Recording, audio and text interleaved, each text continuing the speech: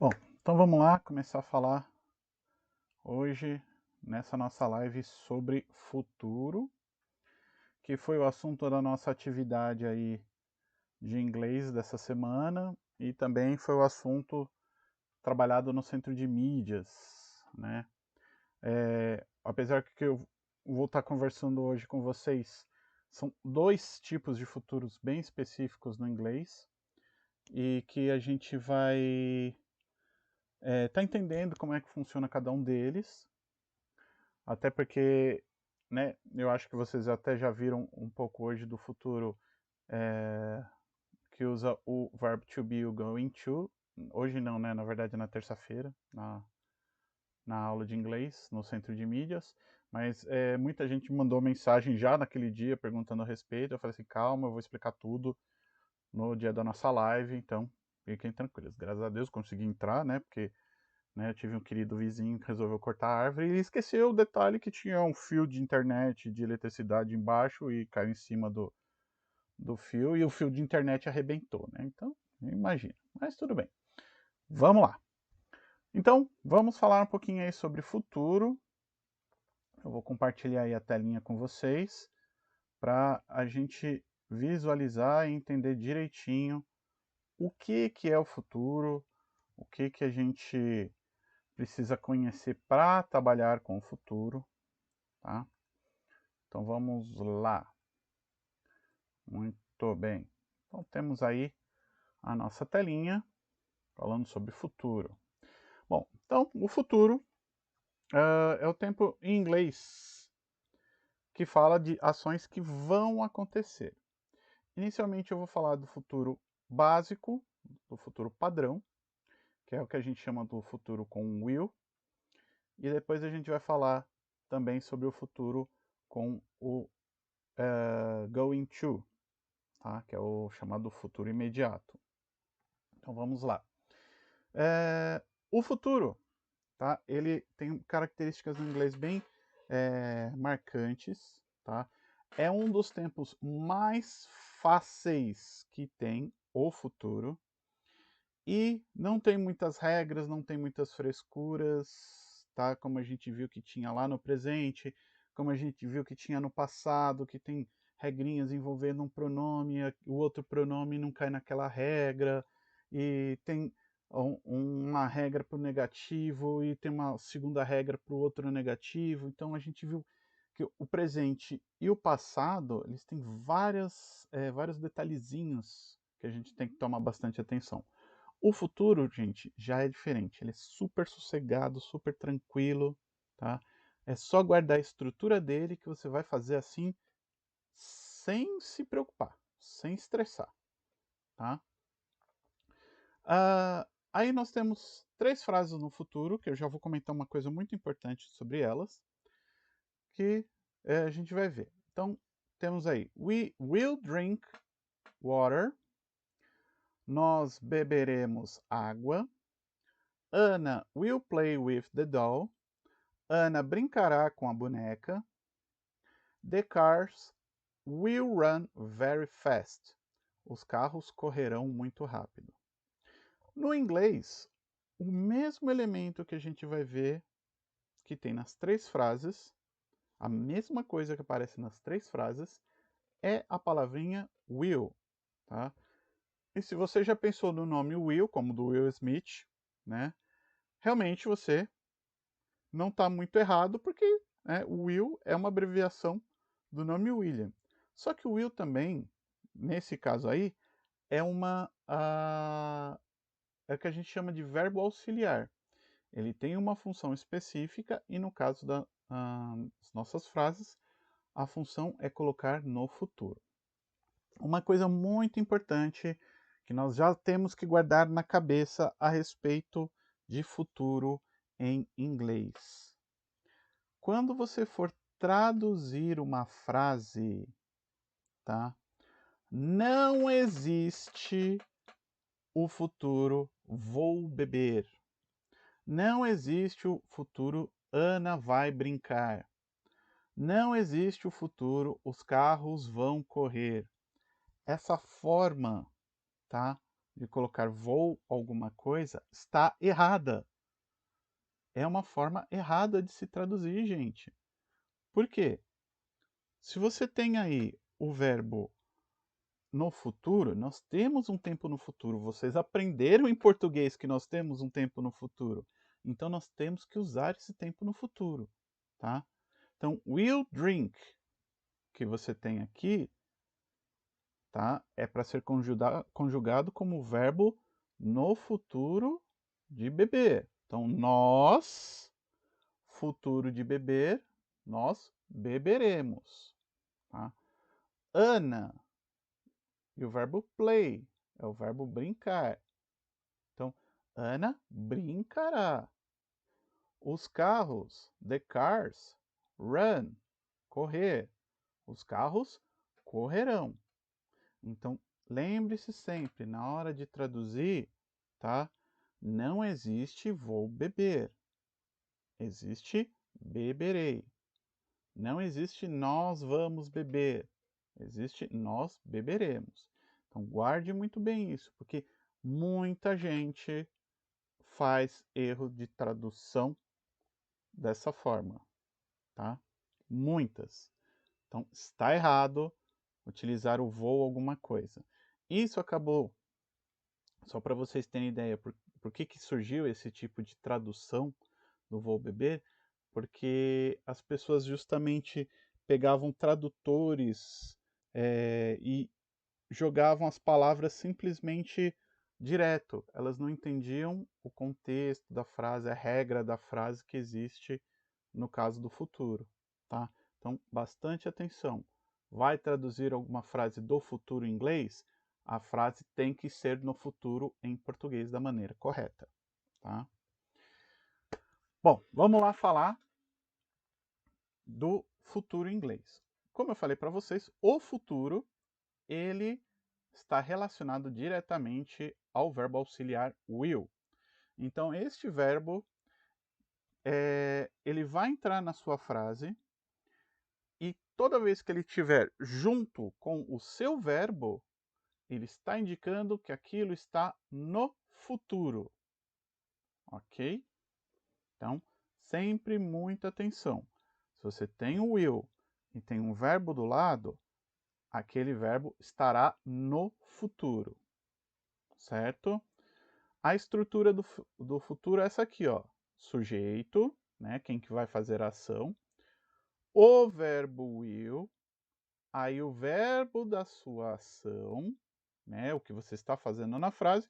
E um complemento, se for necessário. Ó o meu exemplo aqui. We will dance in the party. Então, nós, o verbo dance é o verbo dançar. Então, dançaremos in the party, na festa. Um outro exemplo aqui. The boys will play in the park. Então, the boys, os garotos, jogarão, brincarão no parque. He will study to the test.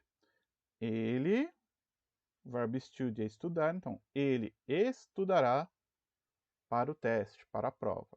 Então, vejam que a estrutura sempre obedeceu a mesma coisa. Temos o sujeito, e depois vem o will, e aí vem o verbo. No futuro, eu posso ficar sem um desses elementos? Sem sujeito, sem will ou sem o verbo? Não. É obrigatório ter o sujeito, porque é quem vai fazer a ação. É obrigatório ter o will para indicar que é futuro. E, óbvio, é obrigatório ter o verbo para saber o que vai fazer. Tá? Então, sempre você vai precisar de todos esses elementos para falar de futuro. Muito bem.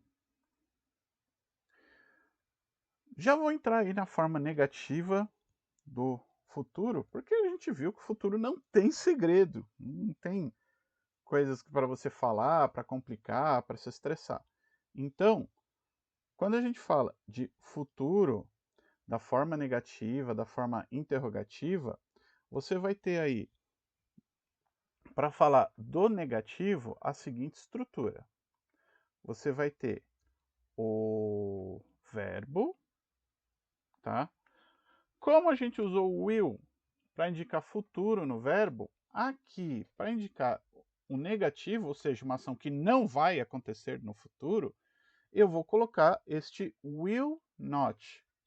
Lembra que o not a gente usava lá no verbo to be para falar é, ou no caso, não é, não está, né? Então, por exemplo,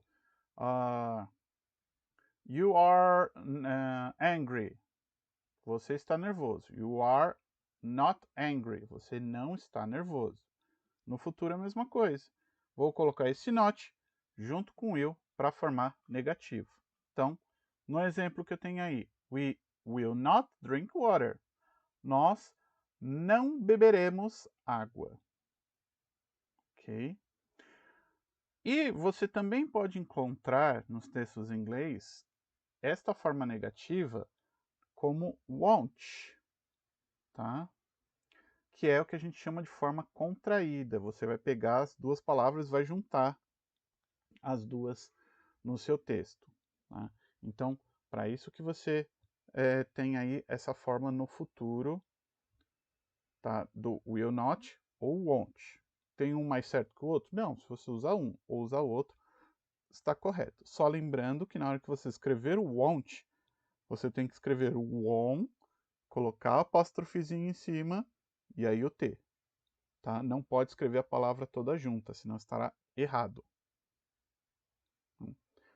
Ou na dúvida, puxa vida, não lembro onde escreve, onde coloca a apóstrofozinha. Coloca will not e já fez o seu negativo. Tá?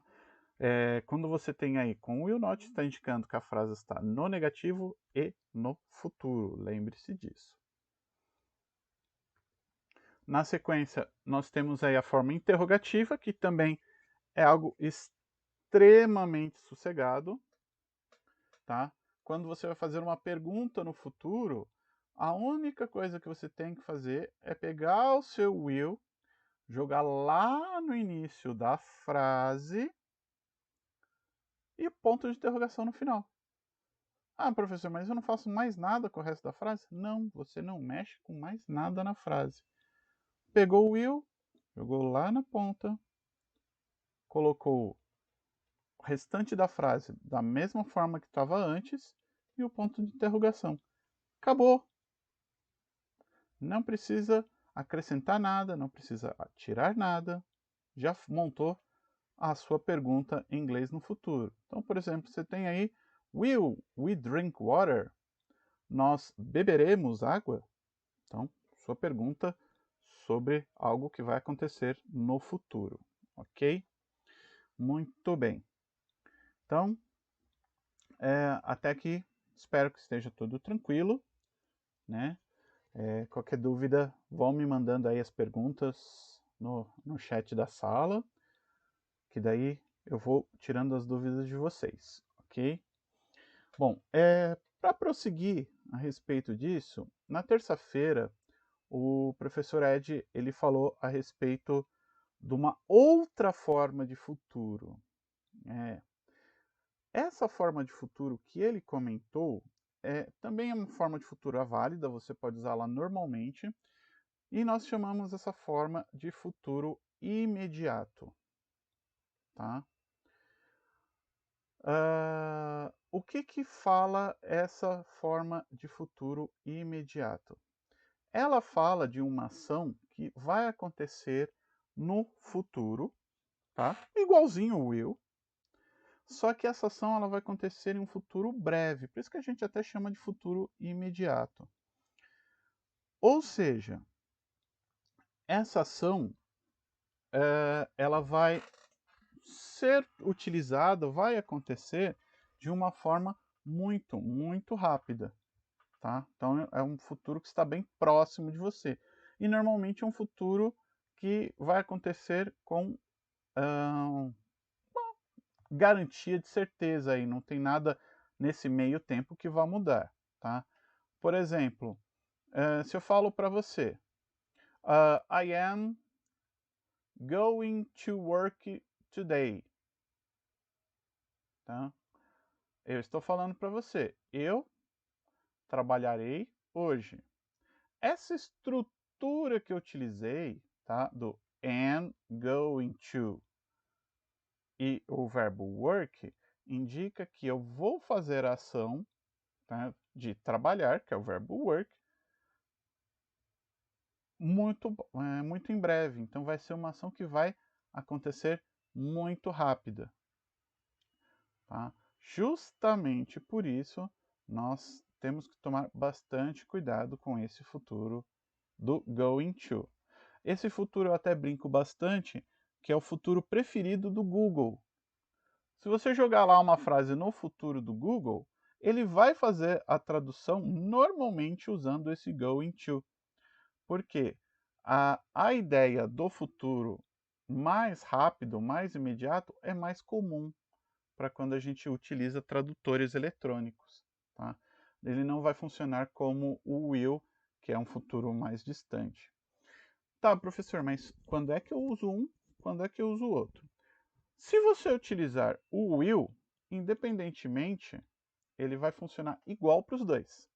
Então você pode falar de um futuro que vai acontecer daqui a 10 minutos, como um futuro que vai acontecer daqui a um ano. O going to, você tem que especificar quando vai ser esse futuro.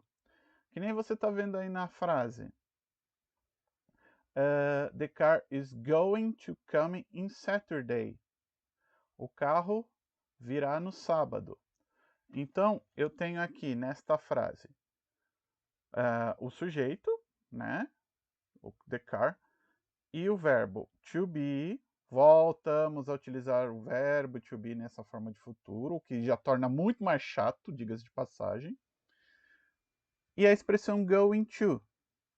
Essas três expressões juntas aqui é o que realmente formam o futuro imediato. Só que, obrigatoriamente, eu vou precisar colocar um período de tempo aqui. Tá? Então, Saturday quer dizer sábado, ou seja, eu já dei uma indicação do futuro e já dei um tempo que isso vai acontecer. Então, o futuro imediato, o futuro com going to, ele te obriga a colocar um período de tempo, tá, dentro da sua frase. Ou, se não, o entendimento é que esse futuro já está começando. Tá? Já é um processo que já está começando. Por isso temos que tomar muito, muito cuidado quando a gente trabalha com esse processo do going to. Até porque, lembra que eu falei que podem ter problemas de tradução em relação ao futuro? Então, se no nosso futuro normal a gente já tinha um problema de tradução do voo, né, e a ação, aqui piora, né? Porque se você às vezes jogar no tradutor, né, dependendo do tradutor, ele acaba traduzindo para você assim: o carro está vindo no sábado. Tá? Já piorou a situação. Se antes o vai vir já era ruim, esse está vindo piorou mais ainda na hora da tradução, porque realmente fica uma regra assim, esdrúxula, horrível e errada. Tá? Então, bastante atenção com isso. Tem que evitar esse tipo de tradução incorreta. O it também, né? O uso do is e do going to pode causar confusão. Tá? Então, assim, eu, pessoalmente, tá? Isso é opinião minha, mas eu acho que o futuro com will funciona bem melhor do que o futuro com going to. É óbvio que existem casos que quando você quer expressar um futuro que vai acontecer muito rápido ou muito em breve, o melhor é usar a regra do going to. Tá? Mas, no geral, se você puder evitar, evite. Dá menos dor de cabeça. E aqui a estrutura para vocês verem como é que funciona. Então você tem aí o sujeito, obrigatório na frase, Verbo to be, ou seja, tem que voltar a trabalhar com as 3 formas do verbo to be, when, is ou o are. O going to, aí o seu verbo principal da frase e o complemento. Lembrando que no complemento é obrigatório você colocar um período de tempo, tá? Senão você vai cair nesse nosso segundo exemplo aqui. The boys are going to play in the park. Tá? Os garotos jogarão no parque. Nessa frase, eu não tenho um período de tempo especificando. Então, ela tem um problema? Sim, porque esse futuro, para mim, está indicando que está acontecendo a partir de agora. Né? No próximo minuto, os meninos estarão jogando no parque. Porque não existe algo que especifique o tempo aqui, o que cria uma enorme confusão. Tá? Por isso que sempre é dito para colocar obrigatoriamente um período de tempo. Tá? Ou dia, ou daqui a um tempo, ou no futuro, ou hoje. Né? Alguma palavra que especifique tempo. Então, muita atenção na hora que estiver trabalhando com este futuro imediato. No exercício que nós tivemos lá na apostila essa semana, na apostila eles trabalharam bastante com esse tipo de futuro imediato. Né? Mas se você observar, todas as frases vêm especificadas ou vem a ideia do período de tempo que você vai precisar utilizar para essas frases. No geral, como eu falei, se você puder optar por utilizar o will para a regra de futuro, use mais tranquilo, mais sossegado, certo? Menos dor de cabeça e que você vai poder trabalhar com isso sossegadamente. Ok? Então, com isso aí, nós temos nossa explicação do futuro, né? Como utilizar as regrinhas do futuro. É claro que